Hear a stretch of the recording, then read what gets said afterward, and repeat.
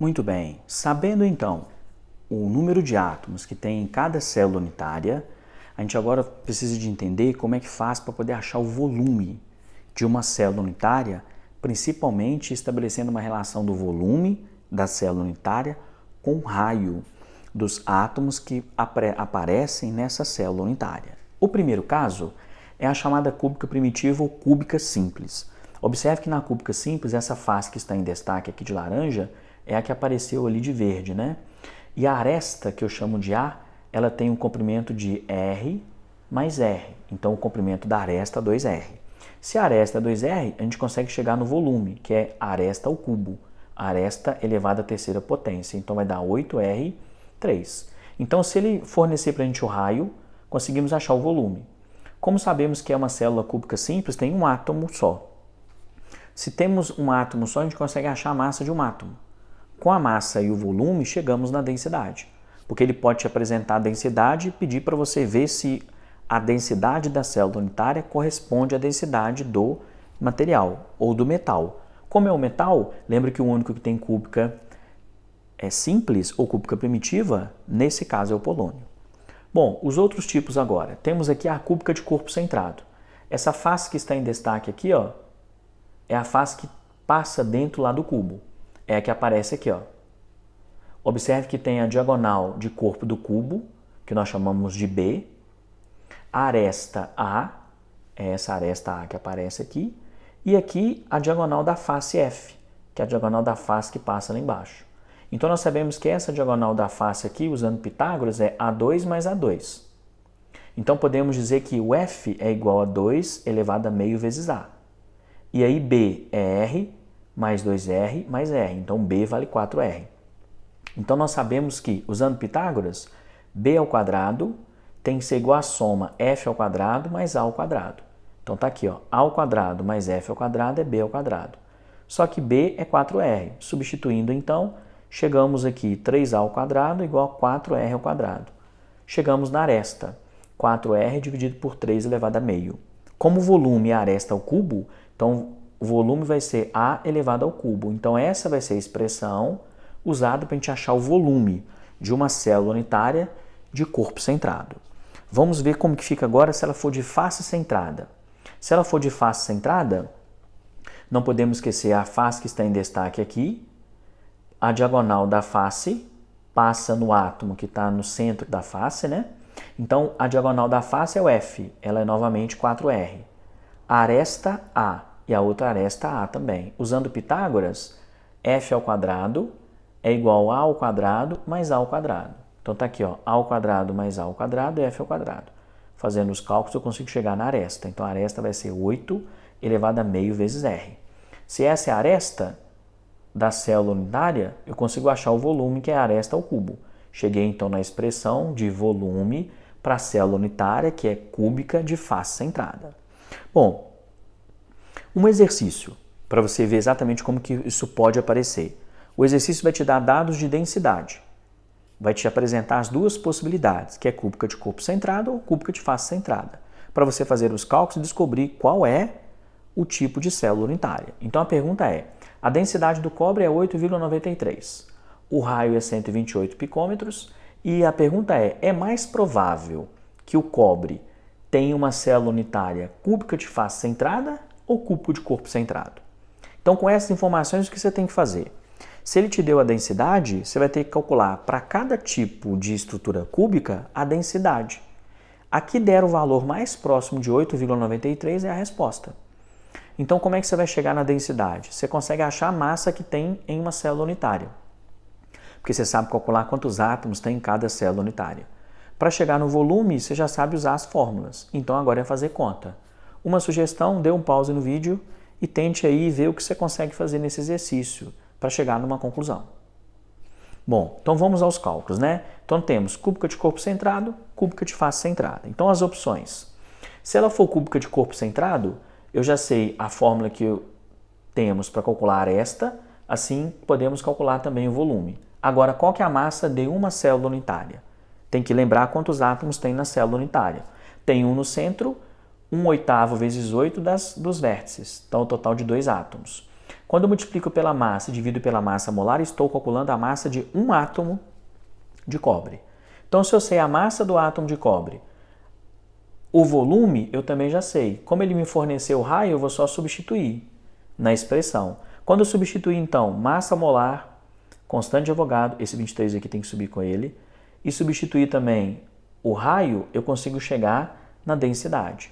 Então, se ela é cúbica de corpo centrado, consigo achar aqui a densidade, que é 8,17 gramas por centímetro cúbico. É um valor até próximo de 8,9, mas essa seria a densidade para esse tipo de célula unitária.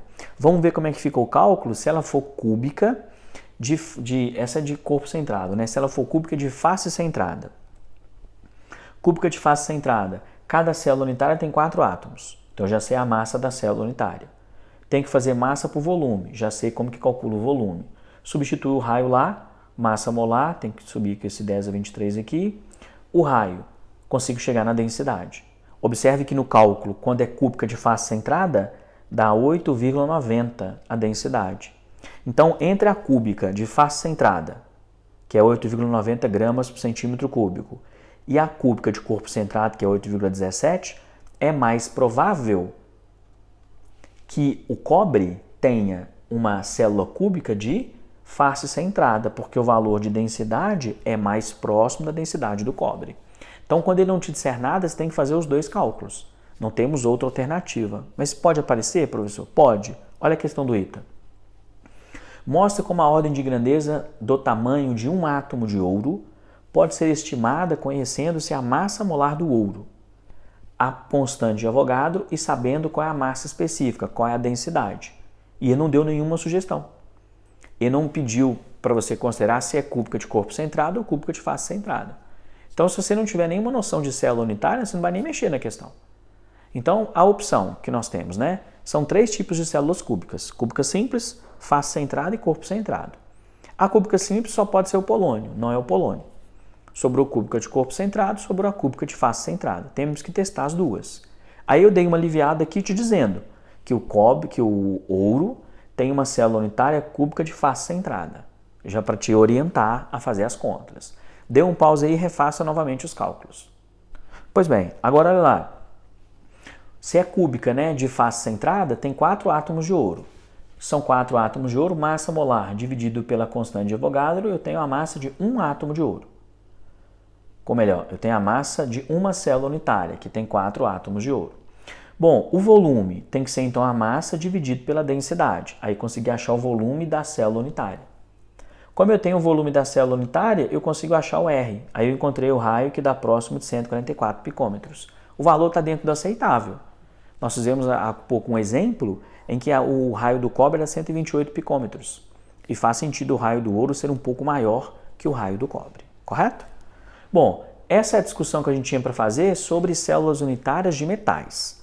Vamos agora discutir as células unitárias para compostos iônicos. E aí nós temos aí o primeiro tipo, que é o cloreto de sódio. Então, cúbica de face centrada. Como é que nós vamos saber que para um composto iônico é cúbica de face centrada? Aí nós temos que fazer um raio, a razão entre os raios, raio do cátion e raio do ânion.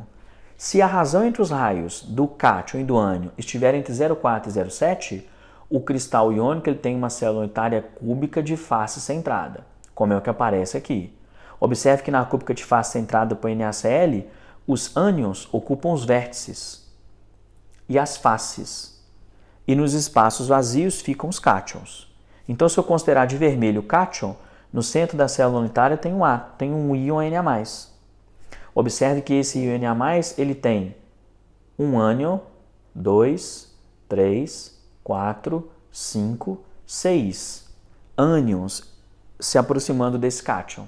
Então, ele tem um número de coordenação 6, porque são os 2 que estão para cima e para baixo e os 4 que aparecem no mesmo plano. Se você pensar o cubo grande, né? Então, eu estou olhando aqui esse íon cátion Na+, que está no centro da célula. Além desse que está no centro da célula, observe que tem cátions nas arestas. Então, a gente consegue determinar para cada célula unitária de um composto iônico qual é a quantidade total que tem de cátions e de ânions. Não esquecendo que se a fórmula é NaCl, a quantidade que achamos de cátion tem que ser igual à quantidade encontrada de ânions. Então, por exemplo, nessa célula unitária que está aqui, que é a maior, nós temos de cátion Na+, que é o que está de vermelho, um que está no centro da célula unitária. Agora, quais são os outros íons cátions que aparecem? Esses que aparecem nas faces, ó. Então tem 1, 2, 3, 4. Aí tem aqui nas arestas, né? 5, 6, 7, 8, 9, 10, 11, 12. Aí você não pode esquecer que quando ele está na aresta, ele contribui com 1/4. É como se 1/4 daquele átomo pertencesse à célula unitária. Como é 12 vezes 1/4, dá um total de 3 íons Na+. Então, 3 íons Na+, correspondente ao cálculo das arestas, mais um que está lá dentro, dá um total de 4 íons Na+. Como a proporção entre Na+, e Cl- é de 1:1, se tem 4 Na+, tem que ter 4 Cl-, porque eu tenho que obedecer à fórmula. Agora, vamos analisar os íons Cl-. Nos vértices, tem 1, 2, 3, 4, 5, 6, 7, 8. Como o que está no vértice contribui com o oitavo, 8 vezes 1/8 dá 1. Agora, se olharmos os íons Cl- que estão nas faces, em cada face tem 1. Como são 6 faces, 6 vezes meio dá 3. Mais 1, que é resultado dos vértices, dá um total de 4 íons Cl-. Então, realmente, nessa célula unitária maior que eu considerei, tem 4 cátions Na+, 6 Cl-, já que a proporção tem que ser de 1:1. Mas eu também posso escolher uma célula cúbica menor, esse cubinho menor que está aqui, ó. Porque aí você tem que olhar com calma no desenho. A célula unitária grande, ela é formada pela junção de 8 cubos pequenos. Então, se eu encontrei a proporção 1:1 no cubo grande, nessa célula unitária maior, quando eu pegar um cubo pequeno, a proporção também tem que ser de 1:1. Aí eu queria que você olhasse com calma, porque às vezes dá umas embaralhadas na vista e você não consegue ver. Então, olha esse cubo menor que está aqui, ó. Esse da frente que está em destaque. Esse da frente ele tem 1, 2, 3, 4 íons Na+, né? Que é o que está, aliás, de verde é o Cl-, né? Tem 1, 2, 3, 4 Cl- nos vértices. Então tem que ser 4 vezes 1/8. Então dá meio. Então em uma célula pequenininha tem meio Cl-. Tem que ter meio Na+. E tem também, porque Na+ tem 1, 2, 3, 4. Tem que ser 4 vezes 1/4. Como é 4? Ó, 4 vezes 1/8, que também dá meio. Então a proporção é a mesma. Então a proporção entre os íons do cubinho menor tem que ser a proporção entre os íons nesse cubo maior que aparece aí. Bom, um exemplo. Foi até um exercício do ITA, que cobrou agora a célula unitária de composto iônico. Aí você pode dar um pause e fazer o exercício, fazer a leitura, né? Bom, o exercício diz então, o sal de mesa ou cloreto de sódio é formado por íons provenientes de átomos de sódio e cloro. Deu para a gente a massa específica, que é a densidade do cristal. Esse sal cristaliza-se em empacotamento cúbico de face centrada, já te ajudou. O espectro de difração de raio-x mostra que a distância entre os íons cloreto e sódio nas 3 direções do cristal é 2,814 angstroms. Lembra que angstroms é 10 a menos 10. Considerando essas informações, calcule o número de Avogadro. Agora tenha atenção, porque quando ele fala que a distância entre os íons é 2,814 angstroms, ele não está te dizendo a aresta do cubo grande. Ele está dizendo a distância entre os íons é a distância entre um ânion e um cátion. Então ele está te apresentando no exercício, o dado é a aresta do cubo pequeno. Então nós vamos ter que usar nesse desenho o cubinho menor. Ou você ia fazer um desenho colocando o cátion em um cubo, em um vértice de um cubo, e o ânion no vértice desse mesmo cubo. Então, muito cuidado com esse pequeno detalhe. Então, olha só. Sendo assim, eu consigo achar o volume do cubo. Tem que ser A ao cubo. Então, a aresta, ele já me deu, que é a distância entre os íons. Aí eu consigo achar o volume do cubo. Mas, cuidado, porque o volume que eu achei não é o volume do cubo grande. Novamente, reforço. Nesse desenho que eu apresentei aqui, eu usei essa aresta aqui, ó, que é a distância entre o cátion e o ânion. Eu estou calculando o volume desse cubinho menor que aparece aqui. Achei então o volume do cubo menor. Agora eu tenho que descobrir quantos átomos tem, íons, podem ser Na+, ou Cl- no cubinho menor. Porque aí eu consigo achar qual é o volume, que uma quantidade específica de íons ocupa. Aí eu consigo achar qual é a quantidade de íons que existe em um mol. Pois bem, então eu já sei que em cada célula unitária tem 4 vezes 1/8 de íons Na+. Então se eu pegar um cubinho menor, tem 4 vértices ocupados com íons Na+, que foi o que eu escolhi. Como quem está no vértice contribui com 1/8, então 4 vezes 1/8 dá meio íon Na+.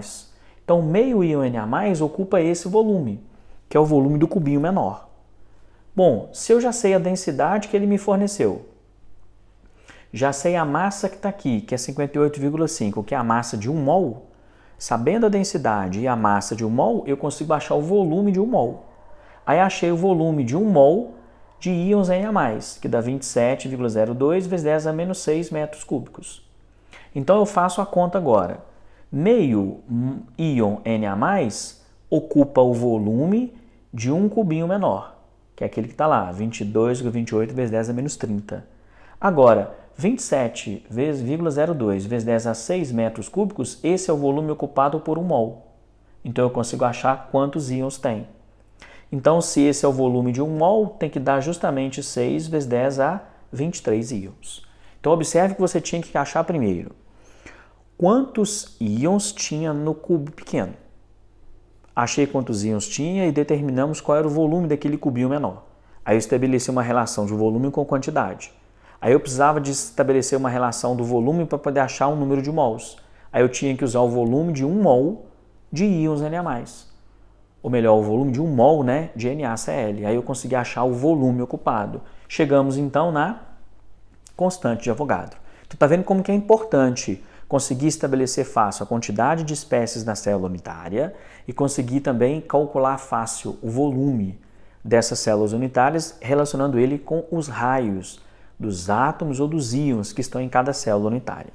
Pois bem, o segundo caso agora é a estrutura cúbica de corpo centrado. A cúbica de corpo centrado, ela tem uma espécie no centro e as 8 que aparecem nos vértices. Para os compostos iônicos, a razão entre o cátion e o ânion, ela tem que ser maior que 0,7. Temos aqui como exemplo o cloreto de césio.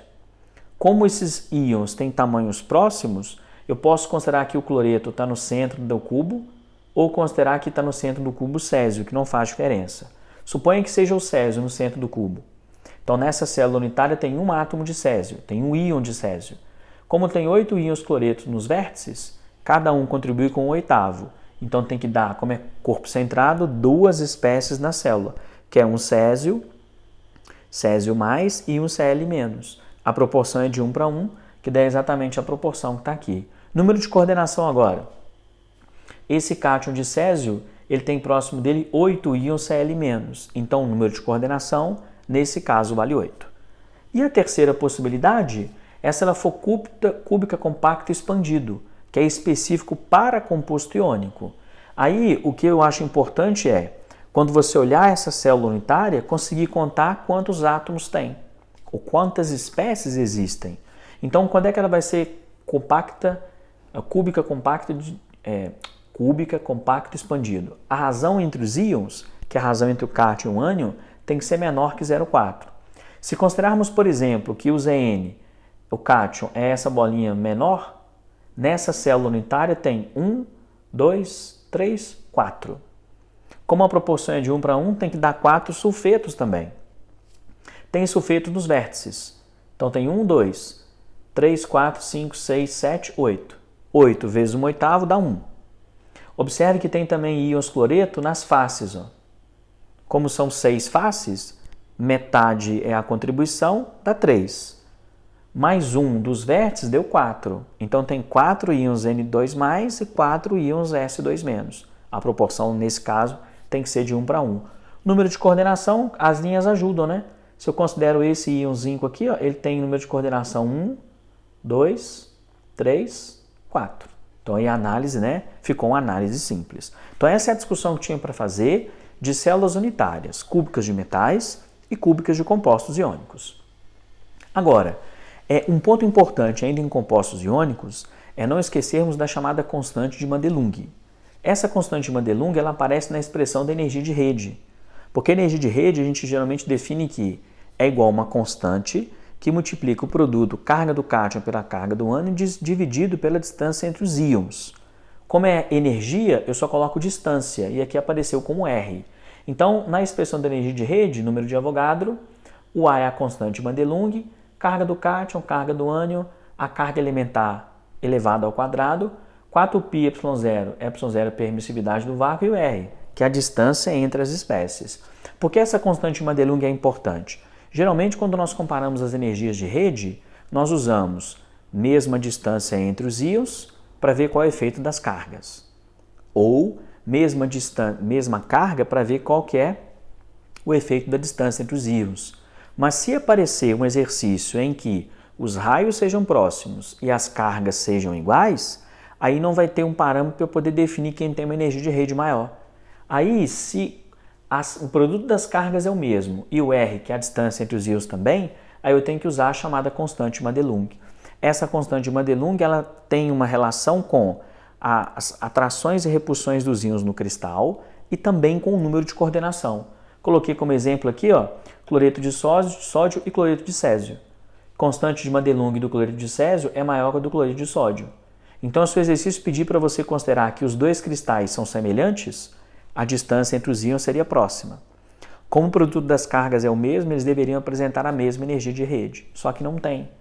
Dá para ver que a energia de rede, que é a constante de Madelung do cloreto de césio, é maior que a do cloreto de sódio.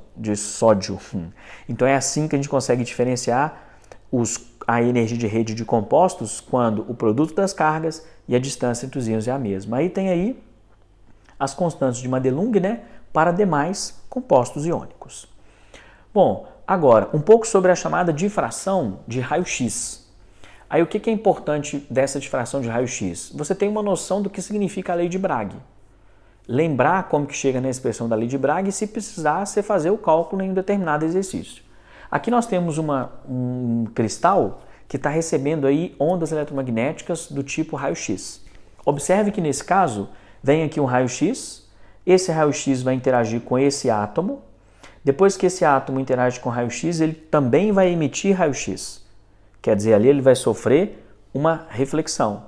Quer dizer, se ele absorve esse raio-x, ele também pode liberar. Então, observe que ele começa a liberar raio-x que são representados pelas cristas aqui, ó.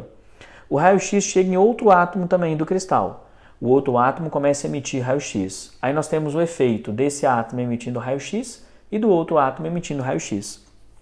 Como dois átomos nos cristais estão emitindo raio-x, essas ondas emitidas pelos dois podem, em algum momento, se encontrarem em fase ou não. Aí nós vamos ter interferência construtiva e destrutiva dos dois tipos de raio-x que são emitidos por cada um desses dois átomos. Então, olha só, se o raio-x que vem, nesse caso, né, interage com esse átomo do cristal, depois que ele interagir com esse átomo, ele começa a emitir um raio-x. E observe que esse átomo que aparece aqui embaixo está no plano inferior. Tem átomos que estão no plano superior. Então, esse raio-x que vem vai estabelecer uma interação com esse átomo e ele vai emitir um outro raio-x. E aí nós podemos considerar que os dois raios-x chegam em um determinado ponto em fase ou não. Para eles entrarem em fase, essa distância percorrida por esse raio-x, a mais, que é exatamente essa distância mais essa, tem que ser igual ao número inteiro de comprimento de onda. Porque se a distância percorrida que está aqui for um comprimento de onda, as duas vão chegar em fase, aí é uma interferência construtiva. Se por um acaso o caminho percorrido não for igual a um comprimento de onda, a distância que esse raio-x aqui percorreu a mais, se ela não der o número inteiro de comprimento de onda, a interferência é destrutiva. Isso aí vocês vão estudar muito na física, né? Mas o que a gente precisa aqui para a química? Olha lá, se esse feixe 1 vem, interage com esse átomo e sofre uma reflexão, para chegar naquele ponto, as duas ondas eletromagnéticas em fase, esse feixe 2 ele percorreu um caminho a mais, que foi x mais 2x. Só que quando eu olho o número x aqui, eu considero seno de θ, que é cateto oposto sobre a hipotenusa. Então, cateto oposto sobre a hipotenusa, nesse caso, é a distância entre A e B. Então, se eu considero seno de θ dividido por x, dá a distância D. Então, eu considero então que a distância que ele percorre vai ser x mais x. Então, a distância que ele percorre tem que ser x mais x, 2x. Essa distância que ele percorreu a mais tem que ser igual a um número inteiro de comprimentos de onda. Só que o valor x que aparece aqui é d seno θ, porque a distância é justamente x sobre seno de θ. Então, essa distância que está aqui é a hipotenusa. Então, se eu pegar seno de θ, é cateto oposto sobre a hipotenusa. Então, x vai ser igual a d seno θ. Como são 2x, então dá 2d seno θ. Então, 2d seno θ é igual ao número inteiro de comprimento de onda, considerando uma interferência construtiva. A expressão 3 que está ali é a chamada lei de Bragg. Então, na lei de Bragg, o comprimento de onda ou qualquer número inteiro do comprimento de onda é sempre igual a 2d seno θ. Igual ao exercício do IME. Ele tinha fornecido o comprimento de onda do raio-x, deu o ângulo e pediu para o jovem achar a distância entre os átomos. A distância entre dois átomos adjacentes no cristal, se pegarmos a metade dessa distância, a gente consegue achar o raio. Então, a difração de raio-x é uma técnica que a gente usa para poder determinar nos compostos cristalinos qual é a distância entre planos de átomos adjacentes. Encontrando a distância entre os planos de átomos adjacentes, metade da distância fornece, nesse caso, o raio dos elementos. Correto? Bom, gente, isso é o que a gente tinha para poder discutir sobre a parte de células unitárias, tanto para compostos iônicos quanto para compostos metálicos. Um grande abraço e até a próxima!